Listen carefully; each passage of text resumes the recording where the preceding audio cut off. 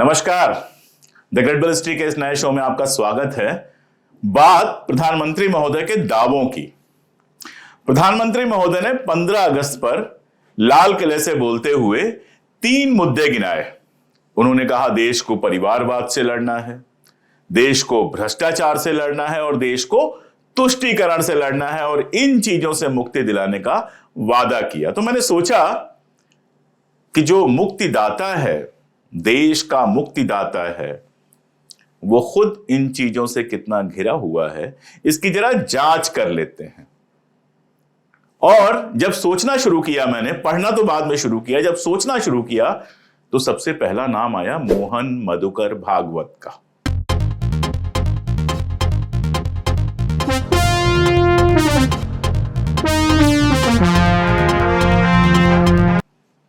अब आप कहेंगे मैं मोहन मधुकर भागवत क्यों कह रहा हूं, मोहन भागवत क्यों नहीं कह रहा हूं, जो उनका आमतौर पर जाना माना नाम है। वो इसलिए कह रहा हूं कि मोहन भागवत जो राष्ट्रीय स्वयंसेवक संघ के सरसंघ चालक हैं, वो तो खुद परिवारवाद से आए हैं। उनके पिता मधुकर भागवत आरएसएस में थे, गुजरात के प्रमुख रहे हैं वो और महत्वपूर्ण नेताओं में रहे हैं। उनके बेटे हैं मोहन भागवत, मधुकर भागवत के बेटे मोहन भागवत, वो भी उनके पीछे पीछे संघ में आए, महत्वपूर्ण पदों पे रहे और सरसंघ चालक तक पहुंचे। तो भाई, इस गंगा की जो गंगोत्री है, मुझे तो वंशवाद वहीं मिल गया। तो गंगोत्री की बात हो गई, अब गंगा पे आते हैं। मोदी सरकार के एक बहुत महत्वपूर्ण मंत्री हैं पीयूष गोयल साहब, अक्सर टीवी पे दिखाई देते हैं। पीयूष गोयल कौन है? अगर मोहन मधुकर भागवत के तर्ज पे ही कहें तो पीयूष जी का पूरा नाम हो जाएगा पीयूष वेद प्रकाश गोयल। और वेद प्रकाश गोयल कौन थे? वो भी एक्स कैबिनेट मिनिस्टर रहे हैं, यानी पीयूष गोयल भी वंशवाद से आए हैं। धर्मेंद्र प्रधान के जो पिता थे देवेंद्र प्रधान जी, वो भी सांसद रहे हैं। धर्मेंद्र प्रधान भी आप जानते हैं केंद्रीय मंत्री हैं। अनुराग ठाकुर, गोली मारो डैश डैश डैश वाले जो मंत्री हैं, उनके पिता प्रेम कुमार धूमल हैं, वो हिमाचल प्रदेश के मुख्यमंत्री रहे हैं। जो कड़ी निंदा वाले हमारे आदरणीय राजनाथ सिंह जी हैं, सीनियर मोस्ट मिनिस्टर्स में से हैं, उनके पुत्र पंकज सिंह नोएडा से एमएलए हैं। हालांकि वरुण गांधी की आजकल सत्ता से बहुत पट नहीं रही है, लेकिन हैं तो वो भी मेनका गांधी जी के बेटे। दुष्यंत सिंह, ना दुष्यंत चौटाला की बात नहीं कर रहा मैं, आदरणीय वसुंधरा राजे सिंधिया, राजस्थान की पूर्व मुख्यमंत्री, उनके पुत्र दुष्यंत सिंह की बात कर रहा हूं, जो आजकल मेंबर पार्लियामेंट। वीएस येदियुरप्पा का नाम आपने सुना होगा, कर्नाटक के पूर्व मुख्यमंत्री रहे हैं। इस बार चुनाव हार गई कर्नाटक में भाजपा। उनके बेटे हैं वाई राघवेंद्र, वो भी मेंबर पार्लियामेंट हैं। रमन सिंह छत्तीसगढ़ के पूर्व मुख्यमंत्री हैं, उनके बेटे हैं अभिषेक सिंह, वो भी पूर्व सांसद हैं, हार गए। नारायण राणे, जिनका संसद में अभी हाल का बिहेवियर बहुत चर्चा में रहा, उनके बेटे हैं नितेश राणे, वो भी विधायक हैं। अश्विनी कुमार चौबे, केंद्रीय मंत्री जी, जिनका अक्सर जिक्र होता रहता है, उनके पुत्र हैं अरिजीत चौबे, वो भागलपुर से भाजपा के प्रत्याशी थे, हार गए। देवेंद्र चौधरी साहब का आपने नाम सुना होगा, उनके पिता थे कृष्णपाल गुर्जर, जो केंद्रीय मंत्री थे। और भारतीय जनता पार्टी के केंद्रीय मंत्री ज्योतिरादित्य सिंधिया जी का तो कहना ही क्या है। पिताजी कांग्रेस में जीवन भर रहे, बड़े नेता थे। बुआ लोग भाजपा की बड़ी नेता हैं, दादी भाजपा की बड़ी नेता थी, यानी पूरा खानदान ही पॉलिटिकल। और सूची यहीं खत्म नहीं होती है। कैराना से सांसद हैं हुकुम सिंह जी, उनकी बेटी हैं भूमिका सिंह, वो कैराना विधानसभा से हैं। मुरादाबाद के सांसद हैं सर्वेश कुमार जी, उनके पुत्र सुशांत सिंह। वाराणसी से विधायक हैं ज्योत्सना सिंह, उनके पुत्र सौरभ श्रीवास्तव। ओम प्रकाश सिंह के पुत्र अनुराग सिंह, स्वामी प्रसाद मौर्य के पुत्र उत्कर्ष मौर्य, कमलेश पासवान जी के भाई विमलेश पासवान, रविंद्र कुशवाहा के भाई जयनाथ कुशवाहा, पूर्व सांसद रमाकांत यादव के पुत्र अरुण यादव, पूर्व विधायक कृष्णानंद राय की पत्नी अलका राय, उदयभान कांवरिया जी आजकल जेल में हैं, उनकी पत्नी नीलम कांवरिया, ब्रह्मदत्त द्विवेदी भाजपा के बड़े नेता रहे हैं, पूर्व मंत्री रहे हैं, उनके बेटे सुनील दत्त द्विवेदी, प्रेमलता कटियार जी पूर्व कैबिनेट मंत्री रही हैं, उनकी बेटी नीलिमा कटियार, राजस्थान के राज्यपाल कल्याण सिंह जी, जो उत्तर प्रदेश के पूर्व मुख्यमंत्री हैं, उनके पौत्र संदीप सिंह, लाल बहादुर शास्त्री के पौत्र सिद्धार्थनाथ सिंह, बाबूराम बलवंत की पुत्री संगीता बलवंत विंद, सांसद कौशल किशोर की पत्नी जयदेवी, लालजी टंडन के बेटे आशुतोष टंडन, हेमवती नंदन बहुगुणा की बेटी रीता बहुगुणा जोशी, कांग्रेस सांसद रहे हैं संजय सिंह, उनकी पत्नी गरिमा सिंह। जुगल किशोर पूर्व सांसद हैं, उनके पुत्र सौरभ सिंह। अरिदमन सिंह की पत्नी पक्षालिका सिंह। अभिलाषा गुप्ता के पति नंदगोपाल गुप्ता, नंदी कहा जाता है। और उत्तर प्रदेश के पूर्व मुख्यमंत्री वीर बहादुर सिंह के बेटे फतेह बहादुर सिंह। कितनी लिस्ट गिनवाऊं? अगर आप लिस्ट गिनवाना पूरे देश की शुरू करेंगे तो दिन भर मैं यहां खड़ा होकर लिस्ट गिनवाता रह जाऊंगा। यह है भाजपा का अपना परिवारवाद। तो क्या परिवारवाद इस तरह से दूर किया जाएगा? देश को, देश की राजनीति को परिवारवाद से जो मुक्ति दिलाई जाएगी वो ऐसे दिलाई जाएगी। इसमें जोड़ना हो तो शरद पवार के भतीजे को भी जोड़ लीजिए, अजित पवार। भ्रष्टाचार वाले मामले पे उन पे विस्तार से बात होगी। दरअसल परिवारवाद का पूरा मामला क्या है? जिनके बाप दादे आजादी की लड़ाई में लड़े, उस समय सक्रिय रहे और उस समय कांग्रेस में बड़े पदों पे गए, उनके बच्चे भी राजनीति में आए। सरदार पटेल के बच्चे भी राजनीति में थे। अगर आप देखेंगे तो आदरणीय स्वर्गीय प्रधानमंत्री लाल बहादुर शास्त्री के बच्चे भी राजनीति में हैं। और भी आप जितने सीनियर नाम लेते जाएंगे वो राजनीति में आए। थोड़ा सहज भी है, बाप अगर राजनीति में है, पूरा खानदान राजनीति में है, तो बेटे का राजनीति में आ जाना वैसे ही सहज है जैसे बाप अगर डॉक्टर है तो बेटे का डॉक्टर बन जाना। लेकिन प्रधानमंत्री महोदय जो हैं, वो जिस पार्टी में हैं, उसके जो पुरखे थे वो तो आजादी की लड़ाई में शामिल हुए नहीं। आजादी की लड़ाई से बाहर रहे, तो जाहिर है उसके बाद जब देश में सत्ता बनी तो उससे भी बाहर रहे। अब जाके सत्ता मिली है, पहली बार अटल बिहारी वाजपेयी जी बने, उसके बाद 2 बार मोदी जी बन चुके हैं। तो देखिएगा अगले 10-15 सालों में ये जो परिवारवाद है वो भाजपा में इस तरह से दिखाई देगा कि आपको खुद आश्चर्य होगा। मध्य प्रदेश में चुनाव है, शिवराज सिंह चौहान के बेटे प्रचार कर रहे हैं। नाम गिनाना शुरू करूं तो मध्य प्रदेश का कोई ऐसा बड़ा नेता नहीं होगा जिसके बच्चे राजनीति में नहीं होंगे। हां, मोदी जी का परिवारवाद नहीं हो सकता है, उसका कारण आप जानते हैं। तो परिवारवाद से मुक्ति मिलेगी परिवारों को अपनी पार्टी में शामिल करके। असलियत यह है कि यह दावा पूरी तरह से फर्जी है। सारी दिक्कत एक परिवार से है। आप जानते हैं कौन सा परिवार, नाम लेने की जरूरत नहीं है। सारी दिक्कत एक परिवार से है, क्योंकि वो एक ऐसा परिवार है जो भारतीय जनता पार्टी में कभी शामिल नहीं होगा, कभी नरेंद्र मोदी की नफरत की राजनीति को तालियां बजाकर स्वीकार नहीं करेगा। असल प्रॉब्लम यहां से है। परिवारवाद से भाजपा को कहीं कोई दिक्कत नहीं है। मैं आज यहां भविष्यवाणी कर रहा हूं कि 10 साल बाद आप देखिएगा भाजपा की पहली पंक्ति के जितने नेता होंगे उसके 80% नेता इनके परिवारों से आए होंगे, और अभी भी बड़ी संख्या ऐसी आ चुकी है। अब आते हैं दूसरे मुद्दे पर, भ्रष्टाचार। 2014 में बड़ा हल्ला था भ्रष्टाचार का, और जो कांग्रेस सरकार गई बेसिकली भ्रष्टाचार के मुद्दे पे गई। तो प्रधानमंत्री आदरणीय, परम आदरणीय नरेंद्र मोदी जी हमको भ्रष्टाचार से मुक्ति दिलाना चाहते हैं। यही मुक्ति दिलाने के लिए कुछ दिन पहले उन्होंने अजित पवार और नेशनलिस्ट जो कांग्रेस है उसको सबसे बड़ा भ्रष्टाचारी कहा। अब जो सबसे बड़ा भ्रष्टाचारी था उससे सबसे पहले मुक्ति चाहिए थी, तो उन्होंने उस सबसे बड़ी भ्रष्टाचारी पार्टी के सबसे बड़े भ्रष्टाचारी व्यक्ति और साथ में परिवारवादी भी, क्योंकि शरद पवार के भतीजे हैं अजित पवार, उन अजित पवार को अपनी पार्टी में शामिल कर लिया। और ये इकलौती घटना नहीं है। उत्तर पूर्व की राजनीति में बड़ा नाम है हेमंता बिस्वा शर्मा का। हेमंता बिस्वा शर्मा जो है असम के मुख्यमंत्री हैं, कांग्रेस में थे और तरुण गोगोई सरकार में मंत्री थे। लेकिन 2011 के चुनाव के बाद हेमंता और गोगोई के बीच रिश्ते खराब हो गए। इतने खराब हो गए कि जुलाई 2014 में हेमंता ने कांग्रेस से इस्तीफा दे दिया। वो कहानी तो आप जानते ही हैं। हेमंता बिस्वा शर्मा कहते हैं कि वो राहुल गांधी से मिलने गए और राहुल गांधी ने उनको वही बिस्किट ऑफर किए जो अपने कुत्ते को खिला रहे थे। खैर, वो अच्छी घटना नहीं थी, लेकिन वो घटना चूंकि बार बार हेमंता खुद याद करते रहते हैं, इसलिए मुझे लगा आपको बता दूं। खैर, बात हो रही थी भ्रष्टाचार की। वैसे कांग्रेस छोड़ने की कहानी इतनी सीधी नहीं है। ये वो टाइम था जब उनका नाम शारदा चिट फंड घोटाले में आया था। अगस्त 2014 में एक दिन अचानक हेमंता के गुवाहाटी में जो उनका घर है वहां पर सीबीआई ने मारी रेड।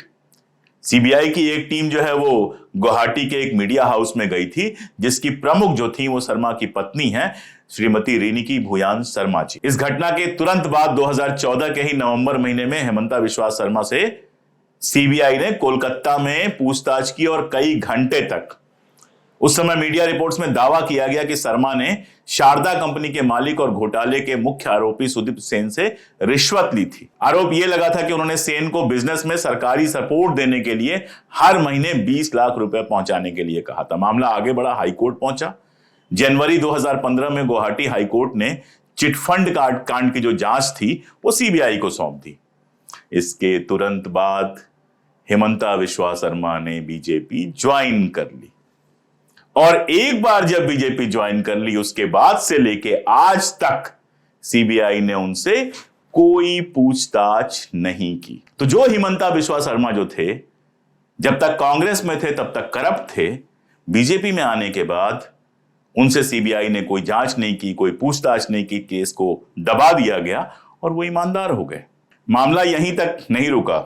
2014 में एक नारदा स्टिंग हुआ था, सैमुअल मैथ्यू नाम के पत्रकार ने किया था। वो किया क्या था उन्होंने कि एक बिजनेसमैन बनकर बंगाल की तृणमूल कांग्रेस सरकार के कई मंत्रियों के पास गए। उन्होंने मंत्रियों को रिश्वत की पेशकश की और मंत्रियों ने फट से रिश्वत ले ली।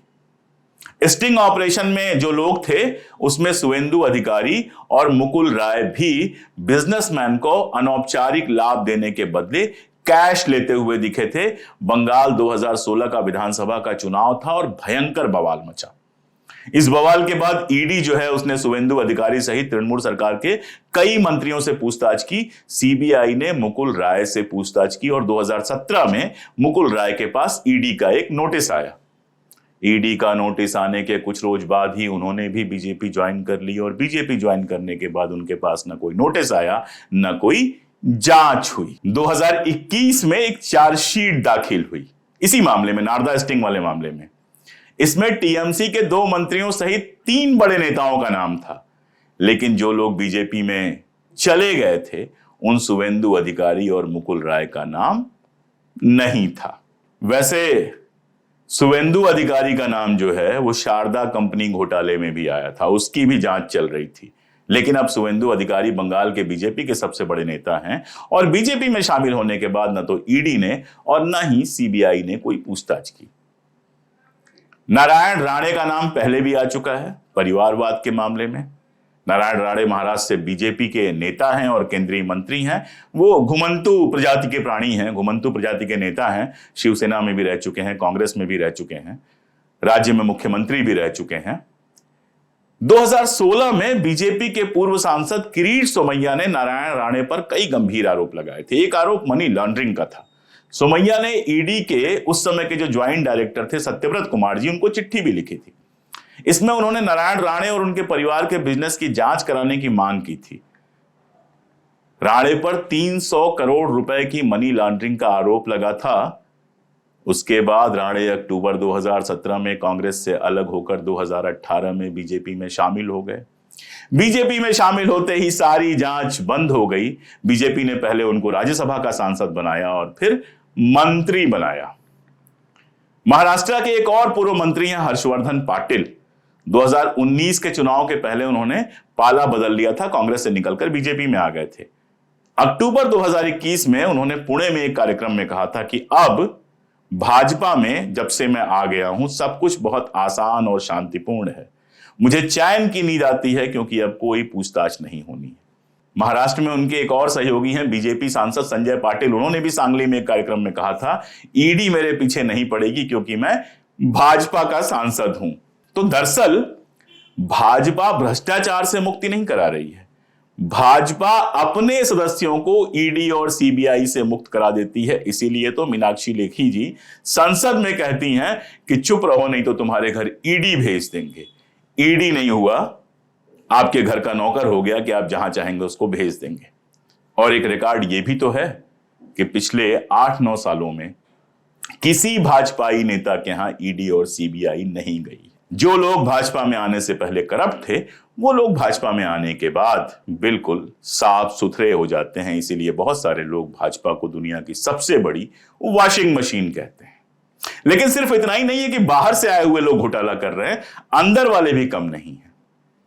अभी सीएजी की रिपोर्ट आई है, लेकिन सीएजी की रिपोर्ट से पहले राम मंदिर निर्माण में जो पूरा खेल हो रहा है उस पर हम बात कर लेते हैं। पवन पांडे ने मीडिया के सामने जो जमीनें बेची खरीदी जा रही हैं उनकी रजिस्ट्री के दस्तावेज पेश किए और बताया कि राम जन्मभूमि की जमीन से लगी एक जमीन पुजारी हरीश पाठक और उनकी पत्नी ने 18 मार्च की शाम सुल्तान अंसारी और रवि मोहन को 2 करोड़ रुपए में बेची थी। वही यानी 2 करोड़ में पहले वो जमीन बिकी। वही जमीन कुछ मिनट बाद चंपत राय ने, जो कि प्रमुख है राम जन्मभूमि के ट्रस्ट के, चंपत राय ने राम जन्मभूमि ट्रस्ट की तरफ से 18.5 करोड़ रुपए में खरीद ली। यानी 10 मिनट पहले 2 करोड़ की जो जमीन थी 10 मिनट बाद 18.5 करोड़ रुपए में खरीद ली गई। ऐसा खेल कहीं देखा है आपने कि आप बाजार से एक टीवी खरीदें 50,000 में और तुरंत उस टीवी को आप 5 लाख में भेज दें? 2 करोड़ की जमीन 10 मिनट में 18.5 करोड़ की हो गई। यही नहीं, सीएजी ने भी अयोध्या डेवलपमेंट प्रोजेक्ट स्वदेश दर्शन की जो योजना है, जो रामायण सर्किट का हिस्सा है, उसमें भ्रष्टाचार का आरोप लगाया है। पिछले वीडियो में मैंने बहुत डिटेल में बताया था। इसने बताया है कि ऐसे ठेकेदारों को पैसे जारी कर दिए गए जिसने काम ही नहीं किया, ऐसे ठेकेदारों को जीएसटी की छूट जारी कर दी गई जिन्होंने काम ही नहीं किया, और भी बहुत सारी चीजें। इसके अलावा प्रधानमंत्री की जो प्री योजना है आयुष्मान योजना, आयुष्मान भारत योजना, उसमें तो अलग ही खेल है। एक एक नंबर से लाखों रजिस्ट्रेशन हो गए। जो मोबाइल नंबर फर्जी हैं, यानी उस नंबर से कोई सिम कभी इशू हुई नहीं है। उसके बाद द्वारका एक्सप्रेसवे की कहानी आई। ये कहा गया, सीएजी ने कहा कि 18 करोड़ लागत लगनी थी, वहां 250 करोड़ पर किलोमीटर की लागत लग गई। अगर आप देखेंगे तो सैकड़ों करोड़ का घोटाला है। दुनिया भर के घोटालों के आरोप लगे हैं, सीएजी के रिपोर्ट से आए हैं। फर्क बस इतना आया है, जो मुक्ति मिली है वो हमें ईमानदार मीडिया से मुक्ति मिल गई है।